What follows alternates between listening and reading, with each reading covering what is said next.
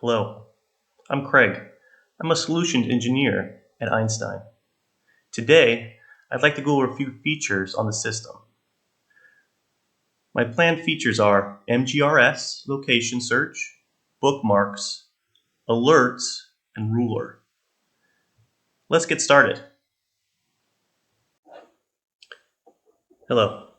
The first feature I'd like to show you is the MGRS search. This provides a way to pinpoint locations on the map if you have a precise coordinates using MGRS. Let's take a look. Once you have a coordinates in MGRS, go ahead and put it into the search field. Once you have the coordinates for a specific location, put that in the search field and hit enter. As you can see, it pulls up a pin to that location. You can use this for finding quick locations of key sites or to identify a grid coordinates for a event or special interest. As you can see, coordinates are marked on the map with a pin. The next feature we're going to cover is bookmarks. This feature allows you to quickly launch to a map location. It also allows you to have a list of map views for your areas of interest. Let's take a look. First, let's click on the bookmark menu icon on the top menu. This pulls up your bookmark manager. This is where your bookmarks are stored, and this is where you can create new bookmarks. So first, let's find a view we can save as a bookmark. So let's see here. So I'm going to go ahead and choose Bangladesh as my location and pull up this view manually using the location search feature on the top right of your screen. Once you have centered and zoomed in to your liking, your map is ready to be bookmarked. At the bottom of Bookmark Manager, click on the Add Book. This will open a field at the top of your menu to name your bookmark. Then, once you've named it and clicked Enter, it will show your named bookmark on the list. Okay, so let's add another bookmark. All right, let's see here. How about Dhaka?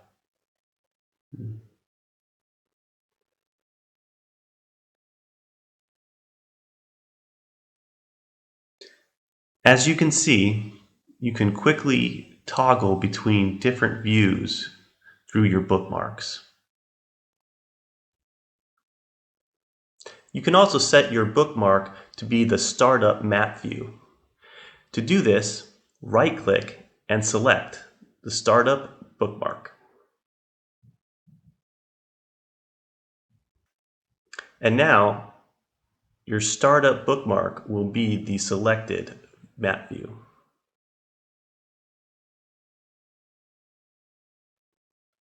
The next feature we're going to cover is alerts.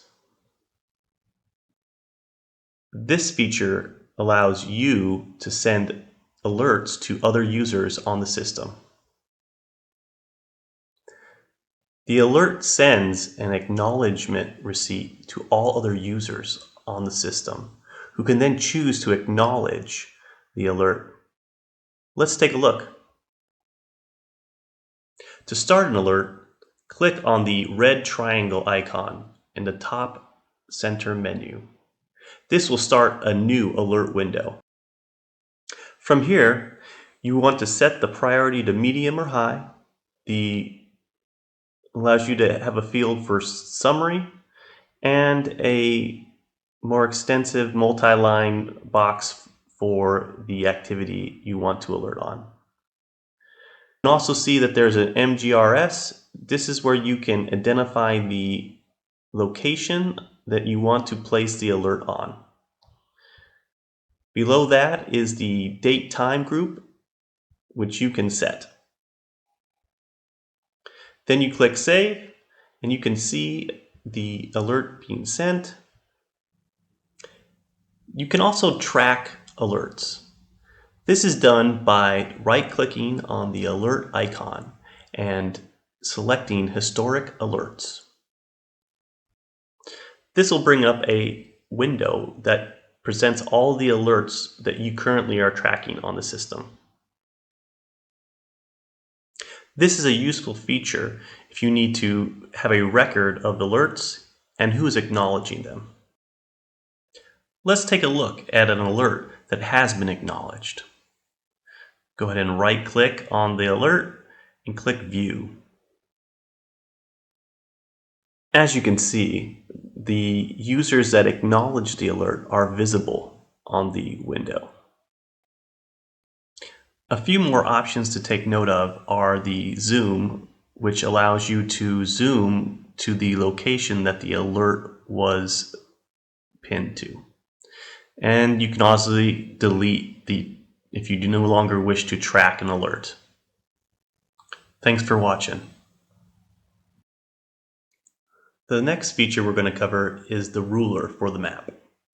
Click on the yellow ruler on the top center menu. This feature will allow you to get measurements for path, circles, and rectangles. This gives you the ability to get the distance from point-to-point area and perimeter measurements at an ad hoc basis. Let's take a look. First, let's take a look at the circle. Click on the Draw Circle button in the window, then on the map, select where you want the center of the circle to be. Click it once on the map, and then move your mouse to the distance that you would like the circle's circumference to be. Once there, do another left click, and you'll have your circle.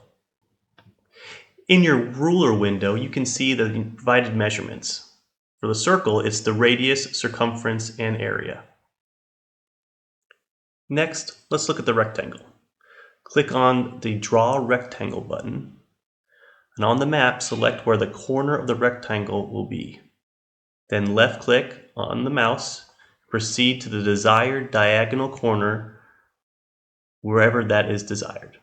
Then left-click again, and you'll have your rectangle.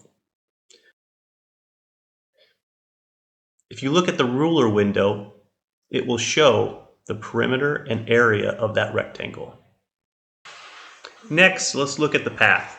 Click on the Draw Path button on the map and select where the start of the path will be. Then, left-click on the mouse and move your mouse to where the next segment of the path begins.